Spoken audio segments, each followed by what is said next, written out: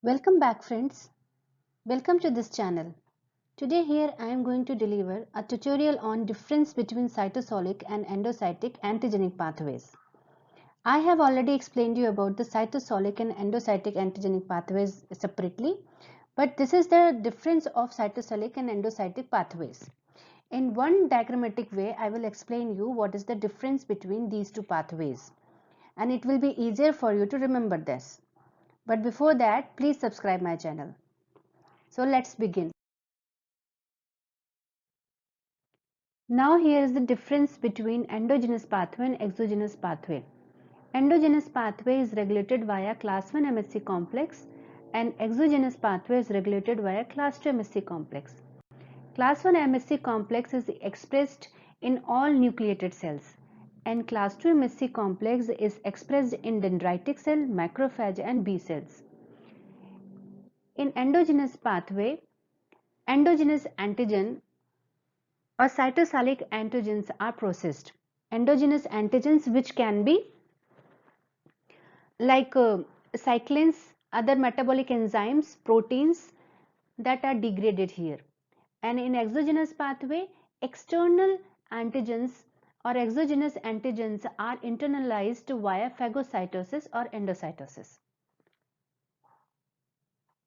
Here in endogenous antigenic pathway, antigens are processed in the cytoplasm via proteasome. Proteasome breaks down the antigens into small peptides, and these peptides are transported to rough endoplasmic reticulum via TAP.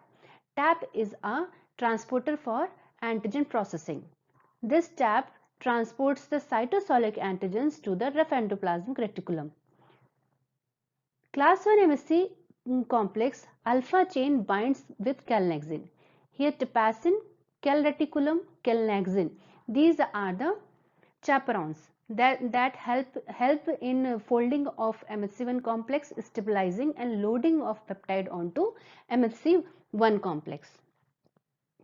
Alpha chain binds with calnexin. Alpha chain binds with calnexin, then beta 2 microglobulin.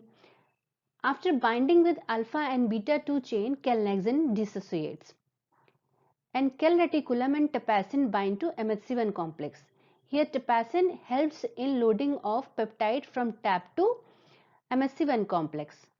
When peptide binds with MHC1 complex, trypsin and calreticulum are released now.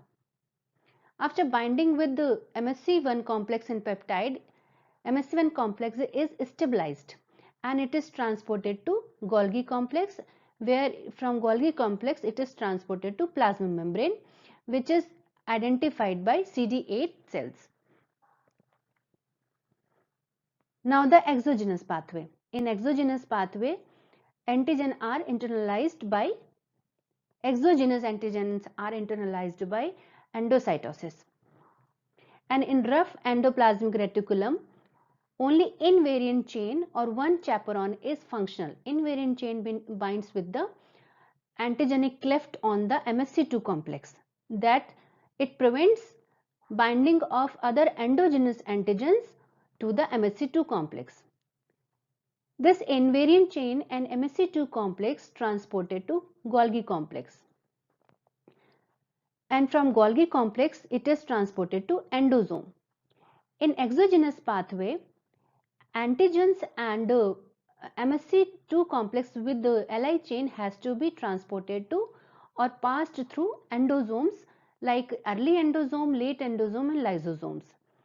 Every antigen and MSC2 plus Li chain has to be passed through these compartments, because these compartments are having lower pH, so all the enzymes are functional, which degrades antigens into smaller peptides, and Li chain is degraded into clip, but still it is binding with the cleft of antigenic peptide on MSC2 complex. Here you can see exogenous antigen is endocytosed or phagocytosed, which goes into endosome, and here in endosome MSC2 complex and antigen peptides are degraded and it binds with clip.